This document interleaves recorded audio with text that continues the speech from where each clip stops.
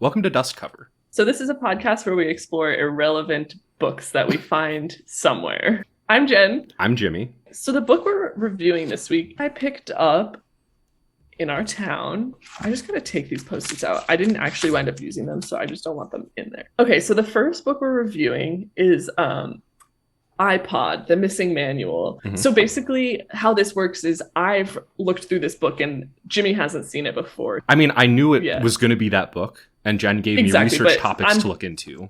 Yeah, but Jimmy's as new to this as like anyone watching. So yeah, as anyone who would be buying this, seeking salvation from their confusing iPod. But less new to how to use an iPod than any of them. The subtitle is covers, not even it covers, just covers iTunes and the touch. The touch. Classic nano and shuffle iPods. Already a really bizarre set of words, especially the comma spacing. So it goes covers iTunes and the touch, comma, classic, comma, nano, comma, and shuffle iPods. And then it says the book that should have been in the box. Oh, I think that's like a trademark saying that is from this book series. But regardless, we've all seen an iPod box. This wasn't going to make it in. Yeah. The thing that I love the most about this is that the first page, the title page, has an inscription in it. Someone gifted this to someone. Christmas of 2007 for... You don't think it's... do you? Considering I found this in... I actually don't even know how to process that information. Just like we're like considering in the terroir of this whole book that it was a Christmas gift. Yeah. Improbably, somehow. The copyright is 2008. Mm-hmm. Printed in Canada. Okay, that makes sense, I guess. Okay, so like the table of contents. Okay, I just want to give you some scope here. This book is like 280 pages long. And there are some like rock stars, just like skimming through the contents, there are some insane points. Chapter 1, meet the iPod out of the box and into your ears in 15 minutes. What could take so long? Wait, 15 minutes? Oh, yeah. Yeah, Marina Abramovich is putting these earbuds into her ear in like the Guggenheim. There's just a bunch of these. Like, they're just super kitsch. Like, actually, I don't want to reveal some of these until we get to those chapters. I just really want to quickly interject that already. Yeah. This book is so wild, considering the background information I have gathered. Like, okay, I can't wait to hear. Okay. So we're going to get into some of that now. We finished the contents and you wind up at this page called The Missing Credits, which I can't believe we found. So it's written by J.D. Beersdorfer and David Pogue.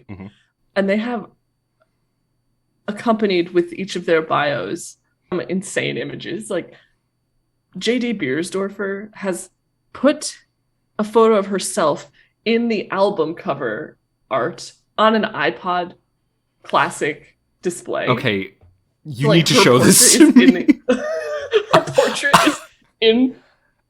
Oh. Like, David Pogue's photo looks like Bob Saget. He does have Bob Saget energy. Do you want to talk about these authors? So both of them were longtime New York Times contributors. J.D. Beersdorfer was a New York Times contributor since 1996. Has written a computer Q&A column since 1998 for the New York Times. And is that still going? Yeah. Beersdorfer is also a co-host of a weekly independent audio magazine and is a blogger. Like, she is a long-time tech world voice. David Pogue, on the other hand, I have 8 lines of biography to read you. He was a Weekly Times columnist from 2000 to 2013, through which he launched several successful consumer advocacy campaigns. I'm going to say that sentence again because I just like stumbled through it. David Pogue was a Weekly Times columnist from 2000 to 2013, through which he launched several successful consumer advocacy campaigns. He was a Monthly Scientific American columnist for a decade, a 4-time Emmy winner for his work on CBS Sunday Morning. He's given 5 TED Talks, hosted 20 science specials on PBS's Nova, authored over 120 books, mostly on tech, personal finances, lifestyle, etc., including 7 books for the For Dummies series and 2 novels. He releases a regular email column and hosts a podcast. He's summa cum laude Yale alum. He conducted and arranged Broadway musicals for 10 years in New York. He has a Gerald Loeb Award for like in journalism. He's a 2-time Webby Award winner, an honorary doctorate in music from Shenandoah Conservatory, and he's somehow only 59 with 3 kids. That part really kicks at the end. Well, it's just like, what the fuck am I doing with my life? Totally. So this book takes a weird turn because like it does that like author's page, then there's the acknowledgements page. Mm-hmm. I would just like you to guess who's like the first acknowledged thank you in this paragraph. Do they have separate acknowledgements for each author? No, it's one paragraph. Oh, okay. Who's the first acknowledgement? Is it like a really out of left field type thing? Should I think big? It's so not out of left field that it's wild. Is it God? No, it's David Pogue. What? It literally says, I would like to thank David Pogue for suggesting this book to me way back in 2002. Which, by the way, I was like, were there iPods in 2002? But I think there were. So 2002 was actually the launch of the first iPod. Okay, so then like this acknowledgement section goes on and it says like the whatever, thank you, this guy, Chris, whatever. Mm-hmm. At the end, thank you, so-and-so, for putting up with me every time Apple announces new iPods and I disappear into my computer for several weeks, muttering incoherently and cranking up Steve Earle to a hearty volume level. So then it just starts to go into like the Missing Manual series, which is like what this book came out of. Missing Manuals are witty, superbly written guides. Oh, it said that on the website too. It did. It did say that on the website. So yeah, do you want to talk about this series? It seems like there's a ton of these. There are. It's been ongoing since 2000. Is it still going? Yeah. Yep. It's still ongoing. What are they writing about now? Like Canva? Let's take a look. The publisher is named O'Reilly Media. They've been around for about 44 years. Yeah, October 2020, they released WordPress, The Missing Manual, the book that should have been in the box, 3rd edition, $50. What box? Yeah, wait, WordPress is an online service. The box folder, like from Box. Then the one before that was December 2019. They took like a hot year off, which I guess makes sense. When you think about what happened in that year. They didn't write COVID, the Missing Manual. Well, November 2019, what edition are you looking at? I'd like to know. This feels like the only edition. First edition. That's the first edition? Wow, we got lucky because November 2019, they came out with the 13th. Of this book? About iPods? iPhone, The Missing Manual, the book that should have been... iPhone. Look at me. I was like, they're still writing. They don't even make iPods. I know. I'm a faker. Well, iPad The Missing Manual 7th edition came out in 2014. So that 7th edition? That really changing. Tells you about the timeline here. They came out with a lot of these in 2014 exclusively. Let me go back to the timeline of Apple products and see if that was a hot year. It doesn't look like Apple released like any new products in that year. Did they release new products in 2013? No. Or 2012? No. iPad came out in what appears to be 2010. 2010? Yeah. And that was like the only major device that was introduced between that year and like the Apple Watch in 2015. Strange. Very strange. Prolific. Can I add one last thing on O'Reilly Media? Yes. The O'Reilly Media conferences were some of the like biggest things to popularize the terms Web 2.0 and open source. Yeah. They were like a major player in Web 2.0 being a thing. What are we getting involved in here? That's okay. So the book starts off going into this introduction that basically outlines how to use the book. Mm-hmm. One sentence that caught my eye that I wouldn't mind you looking up is basically Apple's introduction of the iPod in the fall of 2001 caught the world's ear. Blah, blah, blah. But even outside the hyperbolic chamber, capitalized. Like, proper nouns, hyperbolic chamber. Where is that? What is that? Google Maps hyperbolic chamber. Hyperbaric chamber is a thing. It's like an oxygen therapy. Even outside of oxygen therapy. Okay, Jen, so I Googled the two words hyperbolic chamber, and there is not a single response that uses both words. Hyperbolic chamber. Okay, well, I guess we'll just gloss over that. What is hyperbolic? I mean, like, we can kind of, like, assume an interpretation, right? But I don't think it needs to be turned into an abstracted proper noun of a place. Right. We could have just said outside of this hyperbole. So then the next section starts how to use this book. The tiny pamphlet that Apple includes in each iPod package is enough to get your iPod up and running, charged, and ready to download music. But if you want to know more about how the iPod works, all the great things it can do, and where to find its secret features, the official pamphlet is skimpy in the extreme. What? And then... Is skimpy an adjective you can use for things that aren't clothes? I don't know. And then they point out their greatest complaint with the iPod manual. Mm-hmm. You can't mark your place or underline anything. There aren't any pictures or jokes, and you can't read them in the bathroom without fear of electrocution. What? Like, it was all haha funny up until the last part. Like, what do they mean you can't read it in the bathroom without fear of electrocution?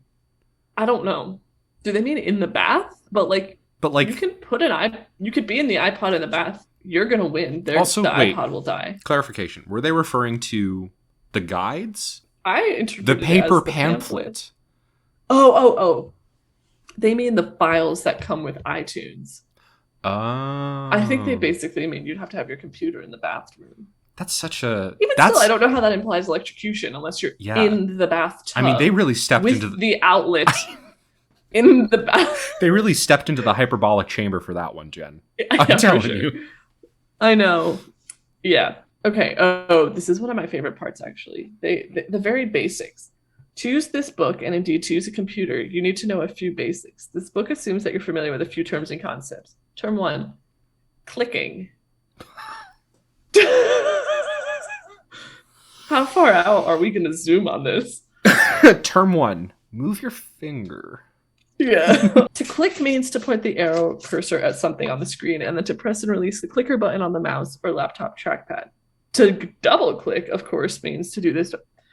Then it goes menus. Menus are the words at the top of your screen. It basically outlines what clicking, menus, and keyboard shortcuts are. To be honest, I feel like those are at varying levels of depth when it comes to using a computer. Yeah, keyboard shortcuts. They didn't use cursor. Right. Yeah. They didn't use like screen? No. So let's start in chapter 1. Let's dive in. Chapter 1, meet the iPod out of the box and into your ears in 15 minutes. It's even worse. We'll see about that because chapter 1 is 26 pages long.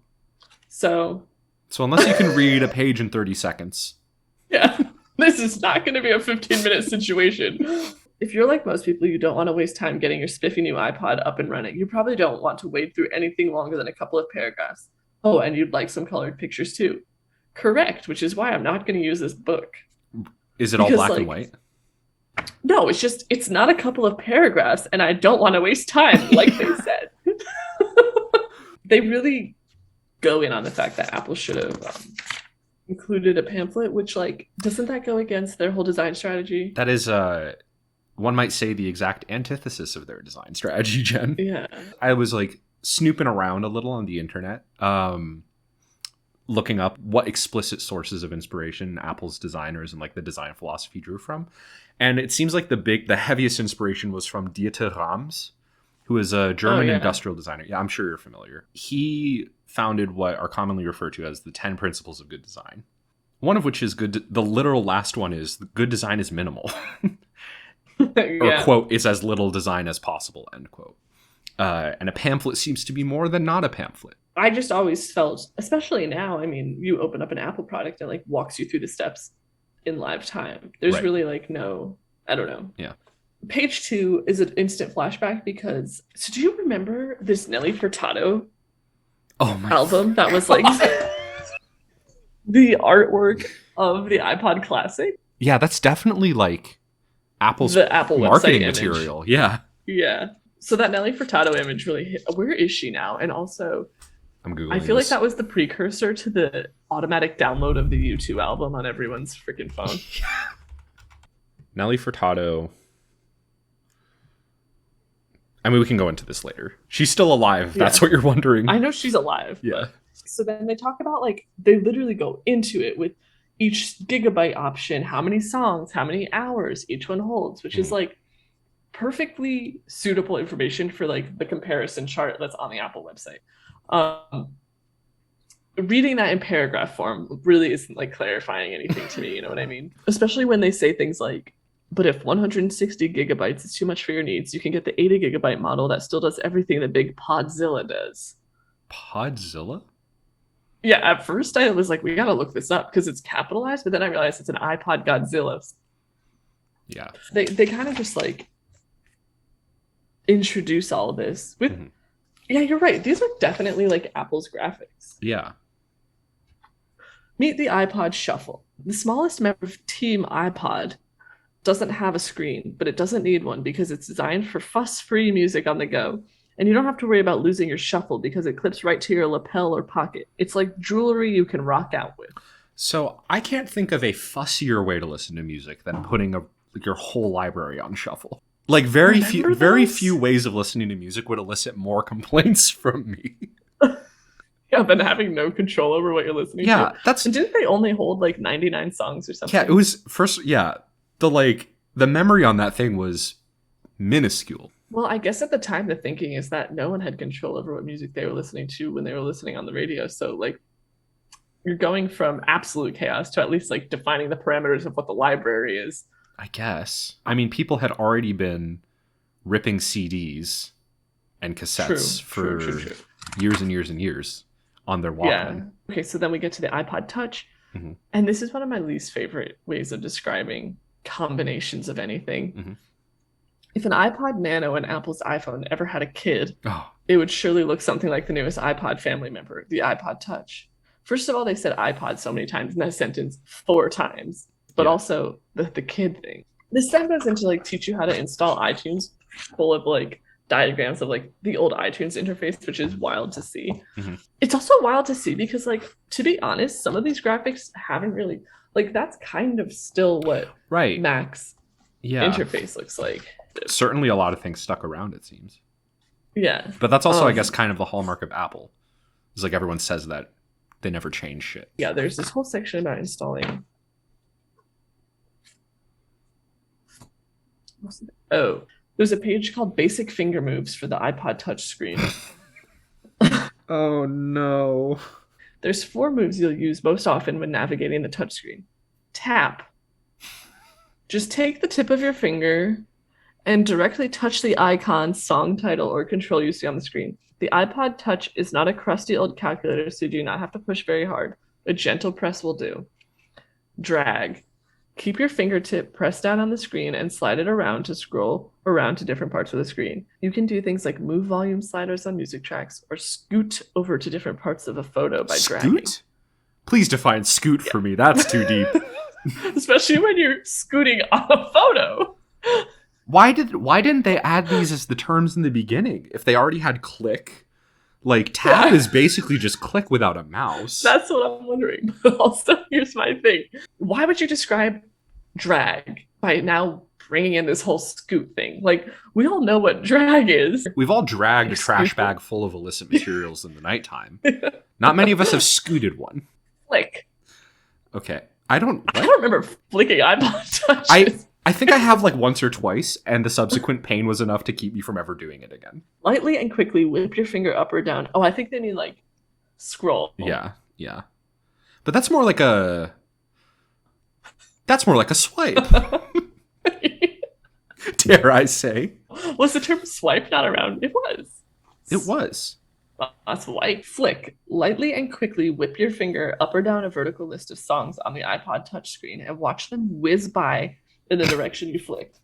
The faster you flick that finger, the faster the text on the screen scrolls by. You can also flick side to side in cover flow view or in a photo album to see images parade triumphantly across your screen. I shan't. Yeah, I know. The last one, slide. A slide is sort of like a drag.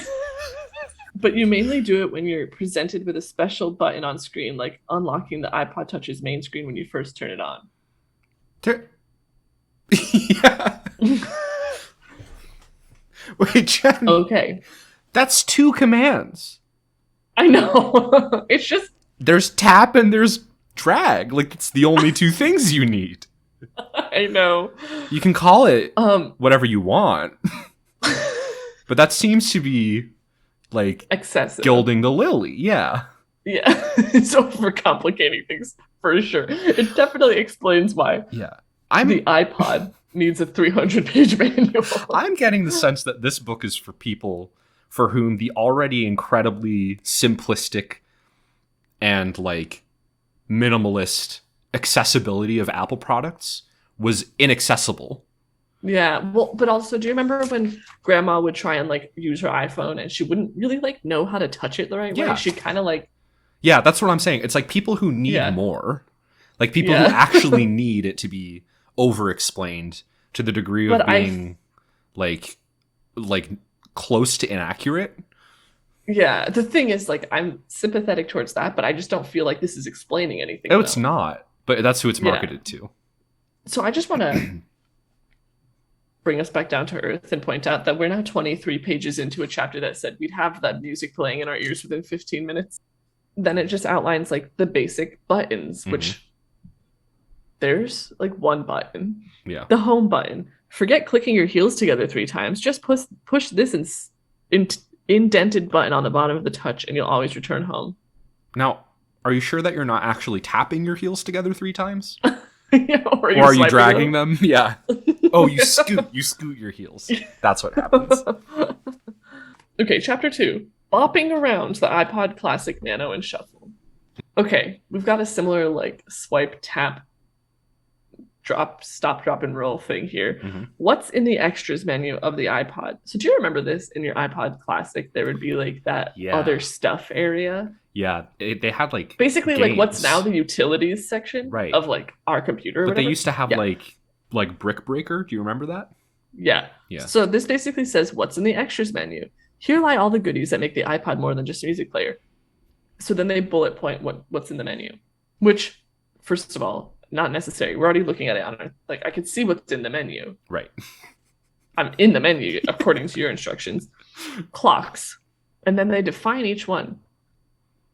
What?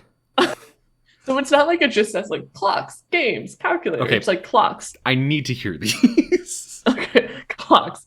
With its built-in clock and ability to display multiple different time zones, the iPod is probably the most stylish pocket watch you'll ever see. Calendars. The menu holds a copy of your personal daily schedule from iCal or Microsoft Outlook. Contacts. Any phone numbers and addresses you've ported over from your computers reside here. Alarms, which I want to know if anyone out there, I certainly wasn't using my iPod as an alarm at that time. Were people doing that? They didn't play sounds if you didn't have headphones plugged in. Oh, right. No, but the iPod Touch did. Well, yeah, the iPod Touch. Wait, is this in the iPod Touch era? This is in the iPod Touch era, as we learned from the Touch instructions, but this is a classic menu that we're looking at right now. Right. You know, I may have set them like with my headphones on a bus ride or something. Right. I don't think so, though. Yeah. Have the iPod wake you up with a beep or put you to sleep with a timer setting that lets you drift. Wait, what? Put you to sleep? Wait. Have the iPod wake you up with a beep or put you to sleep with a timer setting that lets you drift off to dreamland with music. Okay. Games. Test your capacity for trivia with iQuiz. Kill time of the round of Klondike Solitaire. I used to play that on Klondike here. Solitaire. Yeah. Oh my god. Or shoot things in the vortex. Games from the iTunes store like Mrs. Pac-Man. Shoot things in I the don't know. vortex? I don't know what that means. Scream into the void. Scream into the void with your iPod Classic. And Sudoku also land here. Okay, another thing that's hilarious to me. It's just like seeing someone have to come up with like 12 different ways to say are here. Right. Like each of these is put, this holds with its built-in. These reside here. These land here. You know, I'm like, just you could just repeat yourself or exclude these definitions. Notes. The iPod has a built-in text reader program that you can use to read short documents and notes. I never knew that. With all of your stuff that's nobody's business, address books, schedule, photos, etc., you may want to password protect your pod. Please don't abbreviate it. It's only one letter. It has an apostrophe as well. Oh, no. Yeah, you're really like, let's eliminate the more hefty half. Let's just call it an I. You didn't even... Stopwatch. The iPod can serve as your timer for keeping track of your overall workout or multiple laps around the chai. Anyways, then it really goes on with this, like the settings menu, about, shuffle, repeat, main menu, music menu. It defines all of these. Clicker, date and time. If this thing is going to have to tell me what the date and time means, we got a problem. If we're talking about like learning about linear time, that probably should have been in the first section with click. Maybe before click. Okay, then we get to chapter 3, touring the touch. This was like basically a duplicate of a previous chapter in concept, but like more with like special features that the iPod Touch had. Mm-hmm. I loved this. So there's this page that explains the photo albums menu. Mm-hmm. So they obviously have like a screenshot. So the albums are like Photo Library, London 2004, the Wienermobile, exclamation point. London and Paris, Harry Tarts. What? Fun. Bun fun. These caramel delight. It's such whiplash to go from like photo albums of someone's family vacation to a phrase that is arguably sexual. Because all of the ones that are not London or Paris could be interpreted sexually. Totally. In increasingly problematic ways. So do with that what you want. Yeah. Photo Library has that like sunflower photo that used to be like the default photo app icon. Yeah. Okay, London 2004 has 109 pictures, which it seems like a woman sitting on a, I don't know, like a rocking chair on like sand, or maybe she's sitting on like, I just almost tried to zoom in like I'm on my phone. I don't know. The Wienermobile, I can't give any clarity on this. There's 7 pictures. It has an exclamation point after the name, and there's like, I don't know, a car. It's not the. Then London it's not Paris. Like the Oscar Mayer Wiener Mobile. It's not like a normal like Honda Civic that you're like sketchy name, normal car. Is this like sus? It's like this just is like a weird looking car with like a pod on top of it. A weird looking car with a pod on top of it. Is it the Pope Mobile? I don't know. Oh, that sure is a Wienermobile, isn't it? Anyways, London and Paris is a picture like outside of a hotel window. Uh-huh. Harry Tarts. Wait. Looks like a bunny. How do you spell both of those individual words? Harry, Harry. Like the person's. Okay, we're good. Like you were thinking like AJ. Yes, I was like, is this just like some perverse dessert menu? Like, it's like a bunny in a cage, and then Bun Fun just looks like a hardwood floor with like a bunch of groceries on the ground. What? Caramel Delight. I think it's like a hamper full of laundry. I don't know.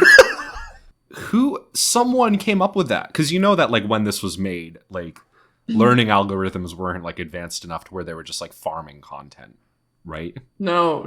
Someone made it. Yeah, that's the photo album. So skipping ahead now, we're gonna skip to chapter 5, where we start to see more of this like creepy phrasing. Mm-hmm. When they talk about how to view lyrics on an iPod. Now that you've spent all the time grooming your song files and adding lyrics. That's not how you want to say that. No. There's a section that outlines like what your usage rights are when you're downloading songs. As if anyone reading this manual is like capable of intellectual property theft. If they can't turn it on, how are they going to start illegally like becoming a main distributor? iTunes gift certificates. Buy them and spend them. That is how currency works. Oh, I love this. So it says play videos on the Classic or Nano. And then the sample video it provides is Schoolhouse Rock. A noun is a person, place, or thing. The preamble or No More Kings. If only they, like, it's just so funny to think about that with like where videos on our mobile devices are now. We're not downloading versions of Schoolhouse Rock to watch in the car on a trip. Okay, hold on. On our phones.